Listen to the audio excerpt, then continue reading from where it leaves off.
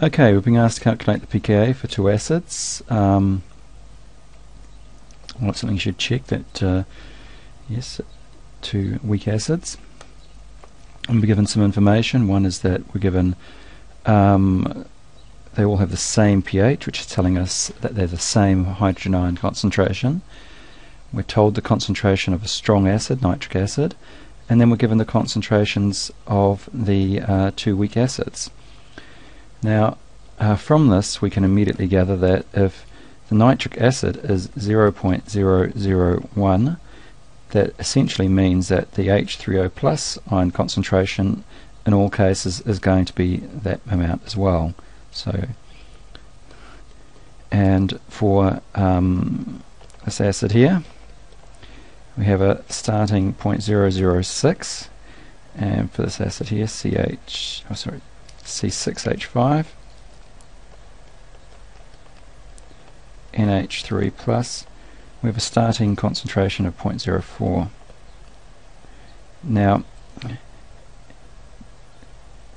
just to give you some idea, if we write just a dissociation reaction for this,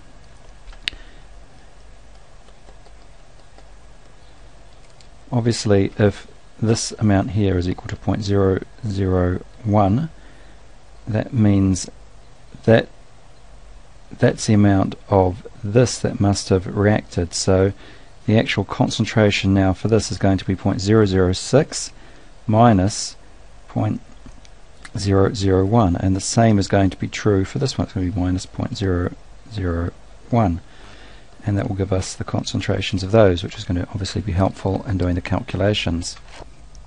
Okay, and if we do those subtractions, that's the amount we get for that, and that's the amount we get for that. Now, so we just use the weak acid formula because we're just dealing with weak acids. Do not be tempted to use Ka equals H3O plus times the conjugate base over the concentration of the weak acid.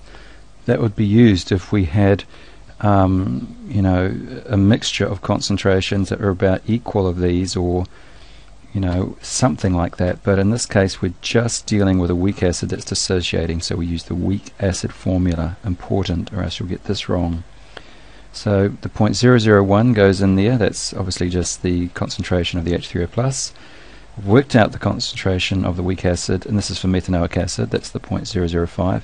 And if we do that calculation, we get a Ka of 2 times 10 to the negative 4. It does ask for a pKa, so we're just got to take the log of that, log 2 exponent negative 4, and it's 3.7. So okay, and then we're going to do the other one. Okay, and in this case it's 0.001 squared, and then divided by 0.039, and we're going to get 2.56 times 10 to the power of, so 2.56 times 10 to the negative 5, that's the Ka, and if we go log of that, we'll get 4.59 is the pKa. So then we're asked some other information. Now you're asked to explain why different concentrations produce the same pH, and obviously you're going to be talking about how the difference in the amount they dissociate will create different amounts of hydrogen ions.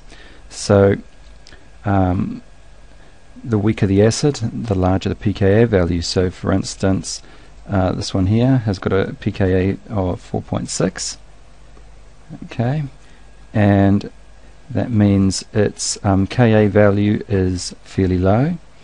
And what does its Ka value mean? It means that when we put C6H5 NH3 plus in solution and we react it with water, that, sorry, just take a little while to write that, that the equilibrium effectively lies to this side, that we're not getting much being produced on this side. So to get more being produced on this side, we need a much higher concentration.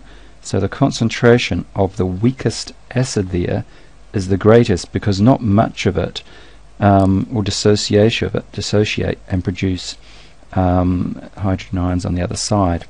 So, and then we get a similar thing for methanoic acid, where it's a slightly stronger acid, but it's still fairly weak, so we still need a considerably higher concentration than we do compared to nitric acid, which completely dissociates. So with methanoic acid, it, HCOOH,